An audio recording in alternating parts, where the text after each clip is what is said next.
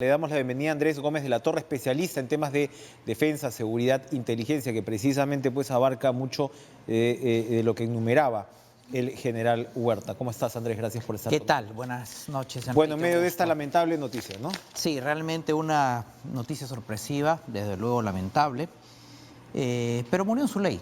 Yo creo que ese es el legado que nos da el ministro Huerta. Muere en su ley. ¿En qué sentido? Estaba en un operativo.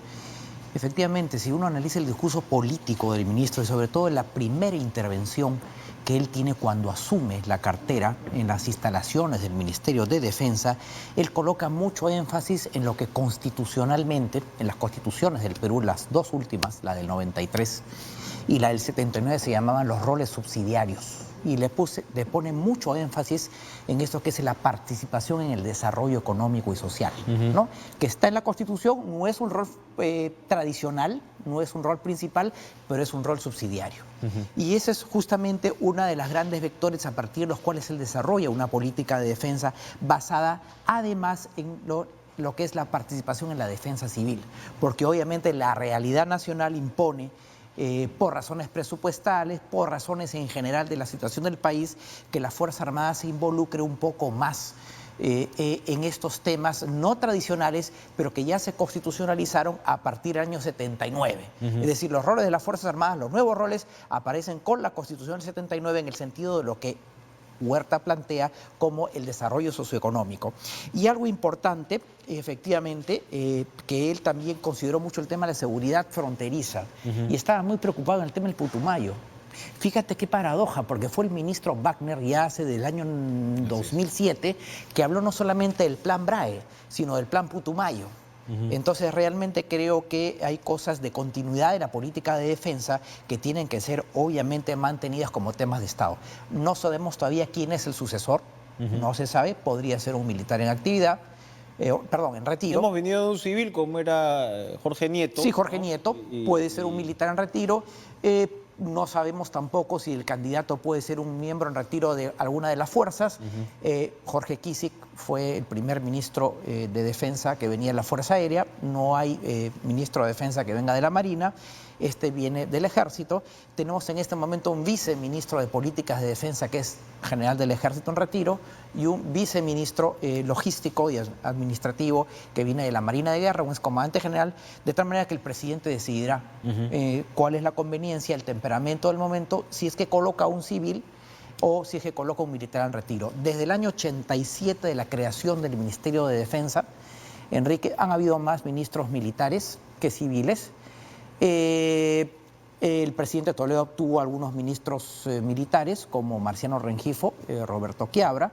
El presidente García tuvo ministros enteramente civiles.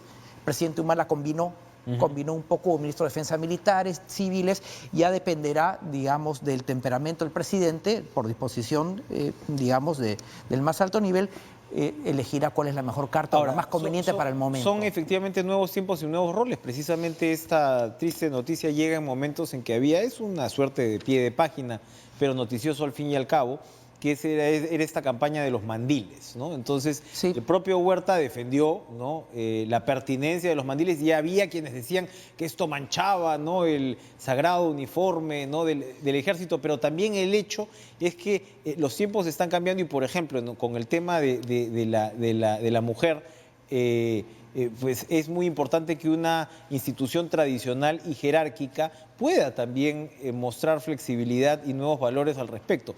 Estaba pensando en Michelle Bachelet como presidenta o como ministra de Defensa de Chile, ¿no?, que evidentemente eso marcó un antes y después en su carrera. Podríamos tener una ministra de Defensa también. Enrique, me has hecho acordar de un caso todavía más dramático. En el Uruguay, Azucena Berruti fue una ministra de Defensa que era mujer, socialista y activista en derechos humanos. Así es. Entonces rompió los parámetros de una Fuerza Armada tan tradicional como la Fuerza Armada uruguaya. Efectivamente, bueno, en Venezuela hubo una ministra de Defensa, una vicealmirante, puesta por el presidente Chávez. Colombia, Ecuador, Bolivia, Chile, han tenido ministras de defensa. Mujeres. En el Perú no hemos tenido, creo. No, el Perú y el Brasil tampoco. Ajá. Los dos únicos países, porque en todos los demás, salvo Paraguay también, pero sobre todo Perú y Brasil, no han tenido ministra de defensa mujeres. Entonces, claro, sí es cierto que, bueno, en Francia hubo una ministra de defensa de muchos años, Michelle Alliot-Marie. El tema de género ya entró a las Fuerzas Armadas, tenemos oficiales de las Fuerzas Armadas, pero también dentro de este tema y esta crisis que se produjo de los mandiles, Enrique, no perder de vista que también hay temas estructurales muy urgentes que deben ser abordados y que en lo personal me preocupan mucho. La corrupción. ¿Cuál es esa agenda pendiente? ¿Cuál es esa agenda? O sea, se ha tocado poco efectivamente el tema de la corrupción, que muchos además asocian a los rezados que no pueden ser eliminados en el Braem, ¿no? Y se señala, oye, tantos años, ¿no? Porque siempre además está la tentación de que la Fuerza Armada entre a combatir a la delincuencia común. Ese es un discurso político, ¿no? Reiterativo en algunos sectores, ¿no? Pero la Fuerza Armada tiene el control de la lucha contra los remanentes narcosenderistas en el Braem, ¿no? Entonces uno dice, por ejemplo, ahí hay un foco de repente de corrupción no resuelto. Bueno, han habido denuncias sobre el tema de los gastos reservados de la inteligencia militar que seguramente corren por la cuerda que corresponde.